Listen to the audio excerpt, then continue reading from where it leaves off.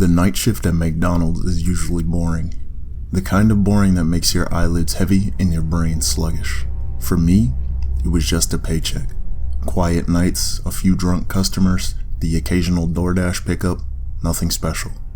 But some nights, the quiet isn't peace. Some nights, it's a warning. I learned that the hard way during a graveyard shift I'll never forget. It was on a Thursday night, just past 1:40 a.m. The dining room was closed, the fluorescent lights humming above me and the fryer sizzling behind the counter like white noise. I was the only crew member on shift. My manager had gone home sick hours earlier, leaving me alone to close. Outside, the parking lot was flat, empty darkness broken only by the flickering street lamp near the dumpster. I was wiping the counter and when I heard the door chime, ding, my head snapped.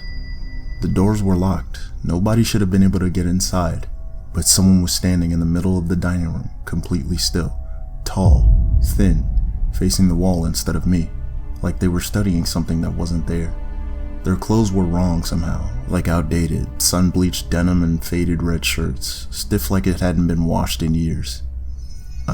Hey man, I called out. The figure didn't move. I stepped out from behind the counter, heart thumping. Sir? We're closed, you can't be in here. The figure slowly turned its head towards me. Not its body, just its head. Like an owl. The face was pale, expressionless, with eyes that looked soft, blurry, like a photo someone smudged with their thumb. Cold washed over me. I said, we're closed, I stuttered. The head rotated back to face the wall. Then it walked, glided toward the far corner booth and sat, motionless, like it was waiting to be served. My hands were shaking as I grabbed my phone, but the signal inside the building was dead. Typical, this place was a black hole. I tried the landline, dead too.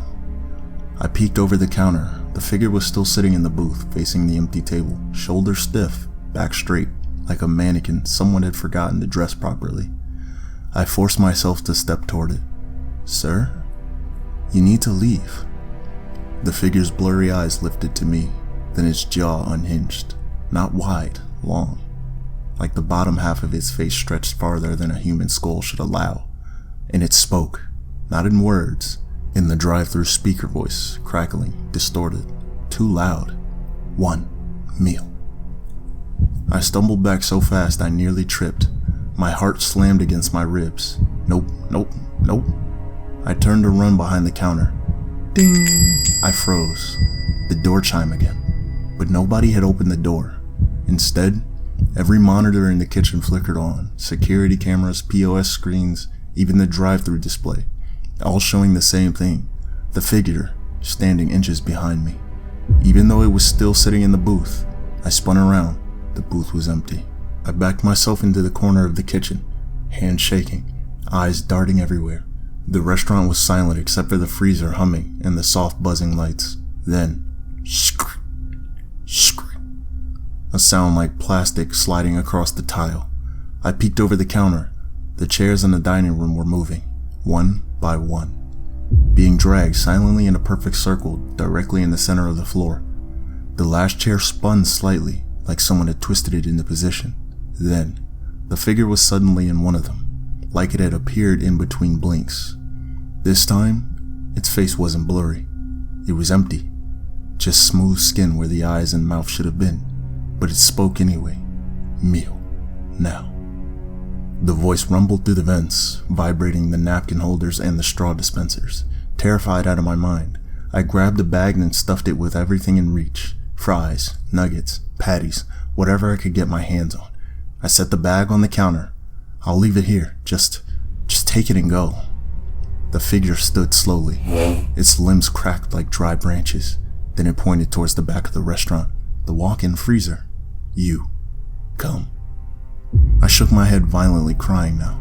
No, I'm not going anywhere with you. The lights flickered. The room dimmed. Every TV and monitor turned on at once, showing a live feed of me, standing alone, trembling, tiny and breakable in the massive empty restaurant. Then, the freezer door slowly opened by itself. A blast of freezing air swept out. The figure stepped closer. I backed away, slipped, hit the floor. Its faceless head leaned down toward me, inches from my face, skin smooth, cold like wax that had never fully set.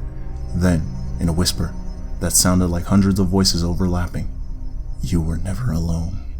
Suddenly, the front doors blew open, a rush of wind, a blinding flicker of light. The figure vanished, just gone. The chairs toppled over, the monitors shut off, and the restaurant went silent again. When my manager arrived at 5 a.m., the place looked like a tornado had torn through it. Chairs everywhere, food on the floor, freezer door wide open. They accused me of messing around, maybe even trying to stage something for a viral prank. I quit on the spot. I still don't know what that thing was, but every night since, around 1:40 a.m., the same time it appeared, my phone buzzes with a notification from the McDonald's app. A deal for one meal. I deleted the app. I got a new phone. Doesn't matter. The notification still comes. Every night and every night. The message gets a little closer to where I live.